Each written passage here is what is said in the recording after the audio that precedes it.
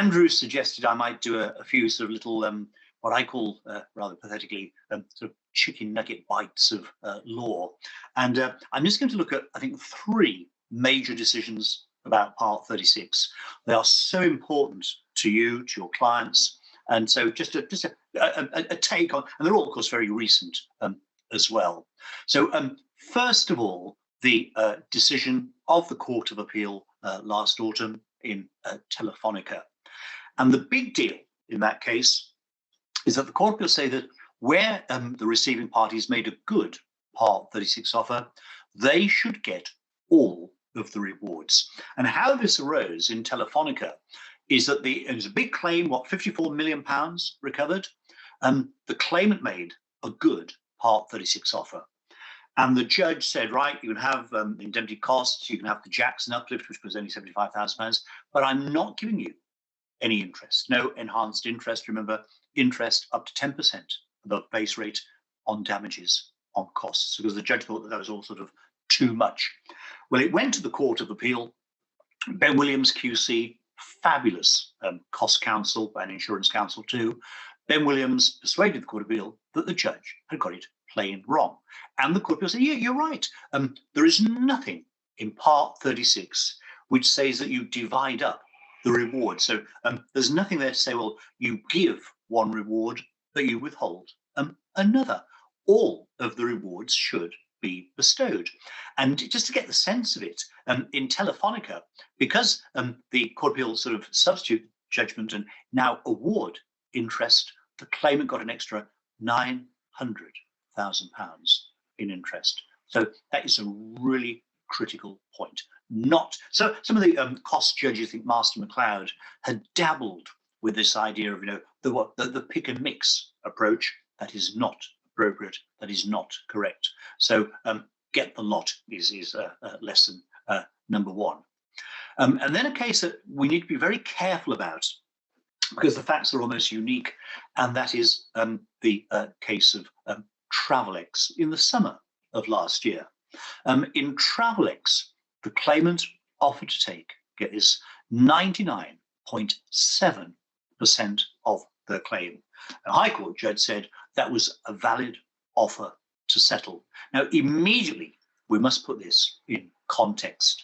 In Travelex, the claim was utterly unanswerable. The claimant had ordered foreign currency from the defendant, a large currency provider, had paid for the currency. The defendant got into difficulties and did not deliver. And so with that, so there's no argument about liability.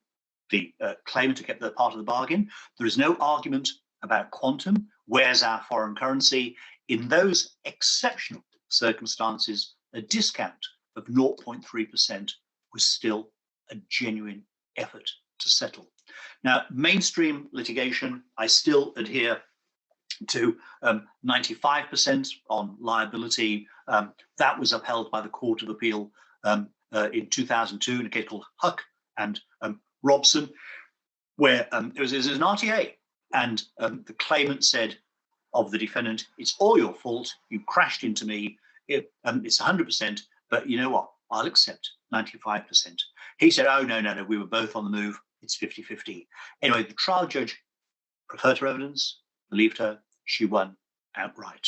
But he said, I don't think you can make a valid offer to take 95%. Yes, you can, said the Court of Appeal. It was a pragmatic concession. She was giving up 5% in circumstances where, as transpired, she was blameless. She was entitled to the lot. So a 5% discount was a genuine discount, a genuine effort to settle. In the White Book notes, and a new White Book is coming in a month's time, but in the current White Book, at page 1, 2, 3, 4, it says that high offers could be legitimate. It doesn't mention percentages, but a sensible recommendation that if you are making a particularly high offer, you explain in a letter where that offer comes from, the basis, the rationale of your proposal. So a couple of important points there. And then the case that I thought really the best case of last year, autumn of last year, and that's the decision of Miss Justice Pepperell in the Essex County Council appeal. Trial judgment, the costs of order in Essex, forgive me. In Essex, number one, and I've said this for years, and you should say to your clients, Mr. Justice Pepperell, Ed Pepperell says it too, make offers using the court form. There is no benefit in avoiding the court form. There is actually security in using the court form. Why? Well, for a start, if there is an argument about whether an offer is valid, and we've used the court form, is that an N242A, the form is the offer is the form, and that is it. The problem, you don't have to use the form, the problem, and I know many people do this, is that people like to make offers in letters.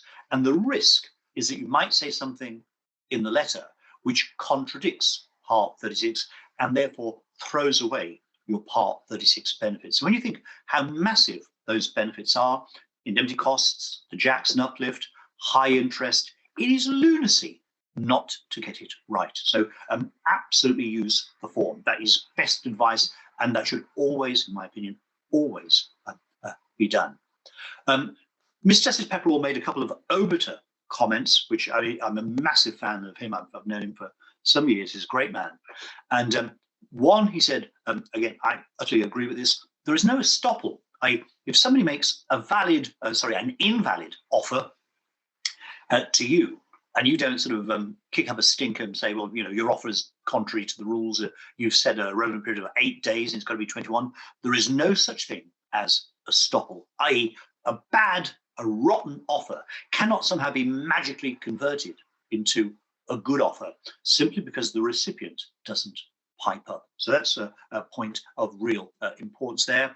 And also, he has no truck with this business of saying to the other side, if you make an offer to them, you've got to tell us if you think there's something wrong with our offer. Again, if you look at the judgment, he said, look, if you're after these rewards, and these rewards can be fabulous, it is for you, the client, the lawyer, it is for the two of you to get it right.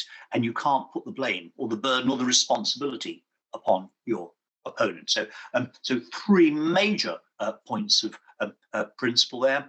And just one thing on costs. I know I think there were around 25 of you, so I'm sure you worked this out a long time ago. But on the cost front, indemnity costs, you need in the retainer the right to collect those indemnity costs and keep them for yourself. Because, of course, as you know, since 2013, you've had the opportunity of making offers on the costs as well as on the substantive claim. But costs, the old mantra, costs belong to the client. So you need a clear retainer to ensure that you have the right to collect. Yeah. So be wary about that. Good. Well, that wasn't too painful, was it? That wasn't too long. But those are the recent decisions that I think are screamingly important.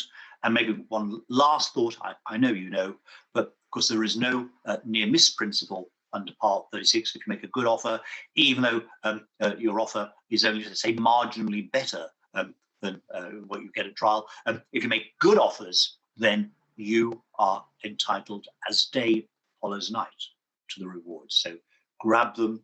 And last but not least, make offers. Yeah, I did a talk recently, I just called it Make Offers, Make Money.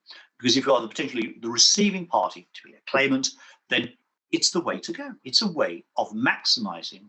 If you just think about, say, the Jackson uplift on damages, your client gets an extra £10,000. It's money for nothing. They've not suffered any loss. It's a bonus. It's a windfall. Take the money and run. Good, thank you. We'll be doing a few more of these over the year, just very, very short and I hope logical, digestible litigation bullets. But with that, thank you for listening to me. Thanks to Laura for sorting this out and to Andrew for suggesting it.